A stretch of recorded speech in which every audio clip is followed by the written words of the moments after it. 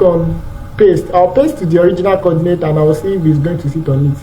And you can see that it's sitting to the actual location, which means that your conversion is perfect and accurate. And that is how to convert from KML to DXF to DWG.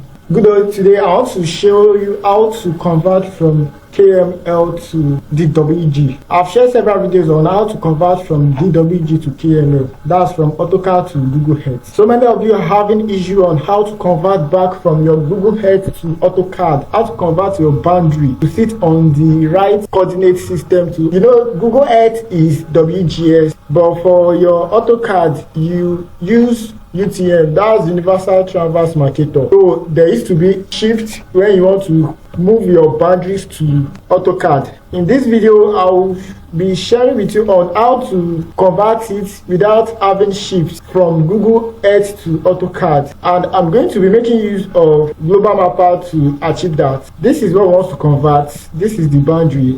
You can see the boundary of the area. So I'll open my Google Earth. I'll open my Global Mapper. This is Global Mapper, and I'll click on Open Data Files. So what I'll do here is to bring in the Google Earth that was saved. This is when I go back to my Google Earth. This is my Google Earth, and this is the Google Earth file. You can see it's new BDKML, and that's what I'm going to select inside this data. I'll select new BDKML, new BDKML. So this is new BDKML. I will select it and I'll click on open. Now we have it. This is the boundary. After you must have opened it on your Global Mapper, you come to under this control centers. We have it, new BD. I'll right click on it and come to layer. Then from the layer here, I have export. You can see I want to export it to DXF. With DXF, you can easily launch your file on AutoCAD. So I'll click OK. In most cases, we always have warnings from here that we do not recommend exporting this format using the current selected projection. So I'll simply cancel this. Or I click OK. So as soon as I click OK, I'll close this as well. What I will do now is to set the projection. You can see this boundary is currently, when you check this, when you check here, it's currently on WGS84.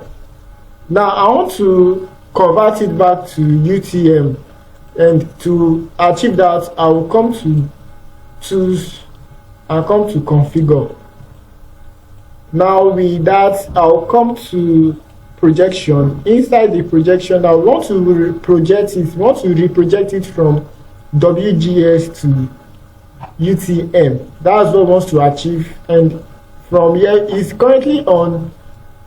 From here, inside this projection now, I'll select UTM. So this is UTM, and the boundary is on zone 31. So you simply select the zone that your boundary falls within. This particular one is on zone 31. That is why you can see it on zone 31. If yours fall on zone 32, you select the zone that it falls on. So I'll leave it at zone 31 since mine is currently on zone 31. And the datum is, we are making use of MENA datum, UTM Nigeria MENA datum.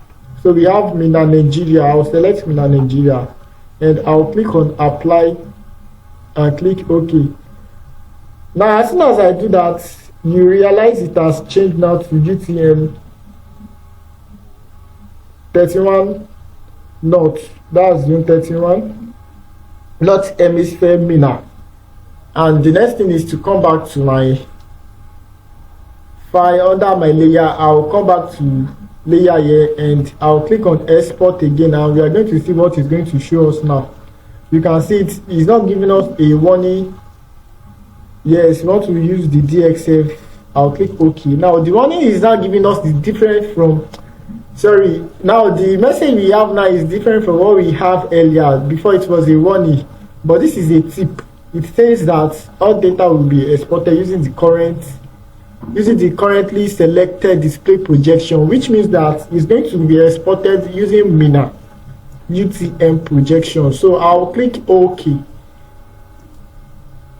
and then I'm going to leave this on the default. This is DSF version.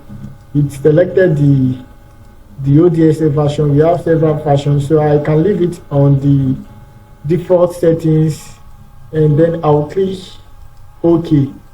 So now this is where we want it to be saved, to be exported to. I'll give this a name. I'll name it as DXX, and the save as type is on DSF, right? I'll click save, and after that it's going to save for us. Wait for it to respond. Okay, so it has been done. Let's check the folder now to see what we have inside it. I'll come back to the file here. This is it here now. This is it. You can see DXF. I'll double click on it to open it on my Autocad. So what I'll simply do here is to wait for it to load. After it's load, I'll zoom out. After it load, I'll zoom out so that I can see it in full. So it has loaded. I'll bring my cursor to the zoom extent and click on it. Zoom extent. Sorry. So we have it here. This is it.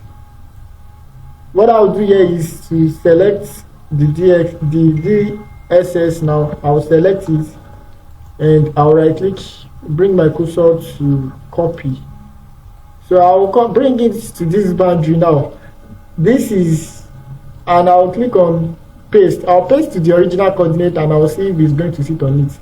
And you can see now it's sitting to the actual location, which means that your conversion is perfect and accurate. And that is how to convert from KML to DXF to DWG to perform all other analysis on your work.